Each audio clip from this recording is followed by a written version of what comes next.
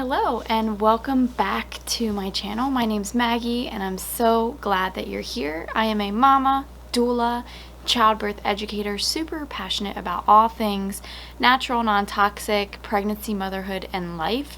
So if you're into that, I would love for you to subscribe and stick around. Today I'm going to talk about the one thing that you have to stop doing right now to be a better mom. And that one thing is comparison. So I've struggled with comparison pretty much all my life, as I'm sure a lot of people can relate. We live in a world where we are raised and taught to constantly compare ourselves, whether that be through the media or through our peers, but we're just comparing ourselves to the status of other people, as well as like what grades people get in school, what people are wearing, what the fashion models are wearing, what's the cool shoes, what's the new iPhone. We want to be in the know. We want to be cool. That idea is all rooted in comparing ourselves to other people and to what the status quo is. So I've struggled with this, like I said, for a very long time, way before I was a mother, and it can be very hard to navigate, especially as a younger person, because like I said, you do want to be cool and you do want to fit in. And yeah, we are conditioned by our culture and by society to compare ourselves to other people. That's how we kind of know. And instinctually, as human beings, we want to fit in and we want to be part of like the tribe, which I think is where a lot of our habitual comparison comes from, is because we have the desire to be cool, in quotations, and to fit in instinctually, like that's in our DNA. So fast forward to now, what does comparison look like in motherhood? So comparison in motherhood can look many different ways. So one way that we compare, I feel like, as moms, is we compare ourselves to other moms, which is just so silly. And I'm saying this to myself, not to you if you do this, but it's just so silly that we compare ourselves to other people in the first place, because we are all so different and we all have different personalities. We all have different perspectives on life and different opinions, and we've all been raised differently. So to compare ourselves to someone else is like comparing apples to oranges. It just, logically, it doesn't make sense, but it's something that many people do.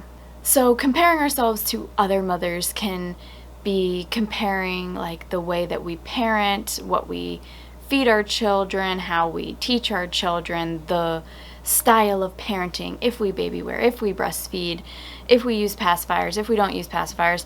We can compare how we are as people and how we parent to all the other mothers, and 99.9% of the time when comparing to other mothers, we're going to come up short, because we are all individuals, and we may 1% of the time, have something in common or do something similar to another mother.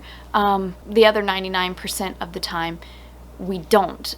And that is why it is an unfair comparison to compare to other people. And so when we compare ourselves to other mothers, we start to feel like maybe we're doing something wrong. We question ourselves and we question if we're doing things right, and we lose confidence in our own intuition and our own knowing as mothers, and it just becomes very toxic and really, I think, affects a lot of us more than we may even realize. The other aspect to comparison in motherhood is comparing our children to other children, and this is also super toxic.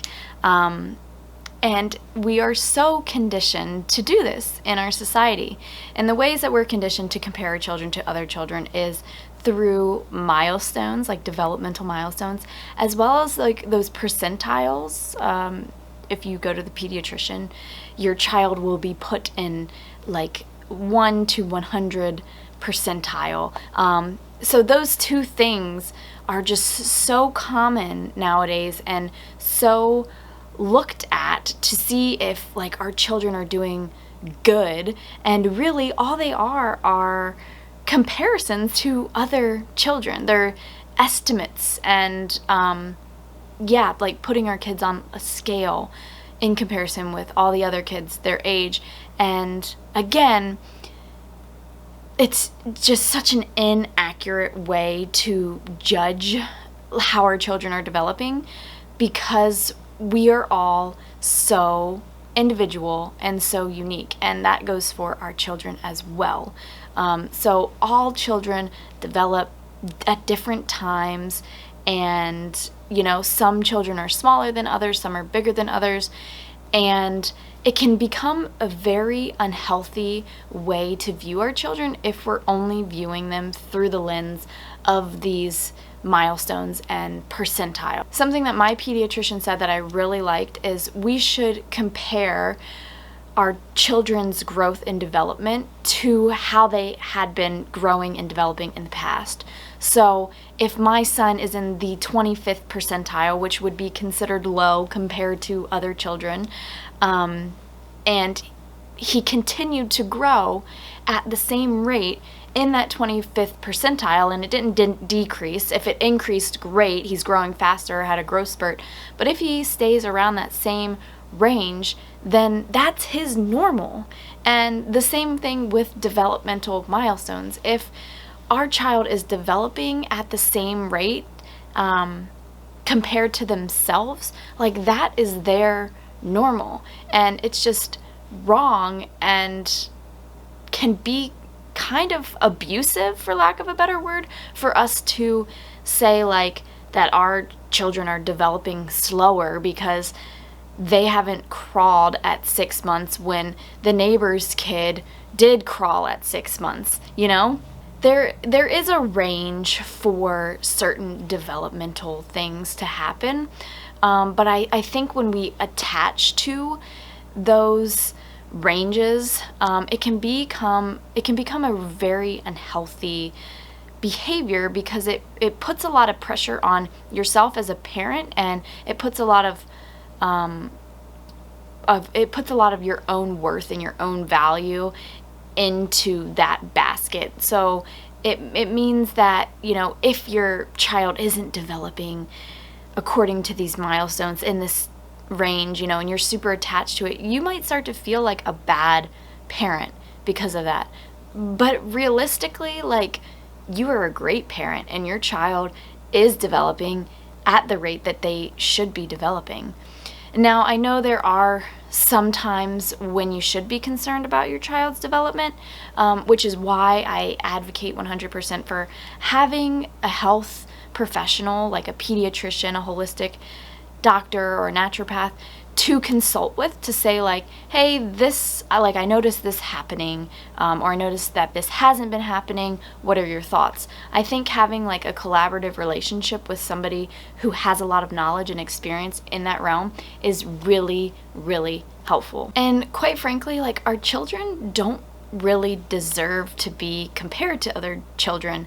I think that because they're sponges, they can pick up on things like that, and you know, raising them in that way could create unhealthy habits for them in the future. And also, they're like these blank slates. They come with this inner knowing, I guess, of like how to do things, and at certain times, like they're born knowing how to roll over. They're born knowing how to crawl, how to walk, how to grow their teeth. They're born knowing how to breastfeed.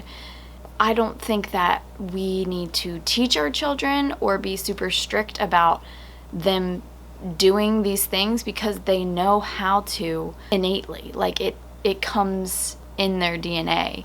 And I think people or parents that are very attached to like the developmental milestones are the people who are kind of forcing children to develop faster than they may be ready to, and that can have its own whole host of issues for your children in the future. And another aspect of comparison that we have to address nowadays is comparison and social media, because it's so easy nowadays, and I am definitely guilty of this, but we can go onto social media and in 2 seconds we can compare our lives to 5 other people's lives out there in the world. You know, and we can compare our house to them and our parenting style to them and our children, and if our child uses plates or not. You know, we can compare every minute detail of our lives to a snippet of somebody else's life, and it is so easy to do that on social media because we're not seeing the whole picture. We're not seeing their entire life. We're literally seeing a snapshot of their lives, and most of the time people post the best moments of their lives on social media. And so to compare our everyday mundane life to that is extremely unhealthy and also very inaccurate. I actually love nowadays how on Instagram you can select favorites so that on your feed you will only see posts from certain people. So you're, instead of going on and being flooded by tons of different information and posts and things like that, you can actually choose which posts are prioritized on your feed, which I found to be helpful in the fact that, you know, by looking at certain posts, I'm less likely to compare myself to like random Instagram moms. So yes, I do believe that if we stop comparing ourselves and comparing our children to other parents and other children, then we can be better moms. Is this easy? No. I am regularly, on a daily basis, doing my best to not compare myself to other people, not compare my child to other people, and be more accepting of how I am as a mother and how my child is growing, learning, and developing. But it's really hard, and I don't think it's something that you can flip a switch and overnight you don't compare yourself to anybody else, because like I said, we are so conditioned to do this. I do believe that there is a healthy way to compare ourselves, and that is comparing ourselves to how we were or how we have been in the past. And you can do this with your children as well. It's what I was saying about the percentiles, you know, comparing our child's growth and development on how they had been growing and developing in the past to make sure that they're on the same trajectory. We can do the same thing with ourselves, and that's how we can really assess our personal growth and development and kind of our overall life accomplishments or life success, is by comparing ourselves to our past selves. And I find that to be very helpful and a great reflection to do every once in a while, just to recognize like how far you've actually come and how great of a mother you actually are. It's a confidence booster, whereas comparing ourselves to the famous Instagram moms with the aesthetic accounts is kind of a confidence drainer. But those are my thoughts on comparison.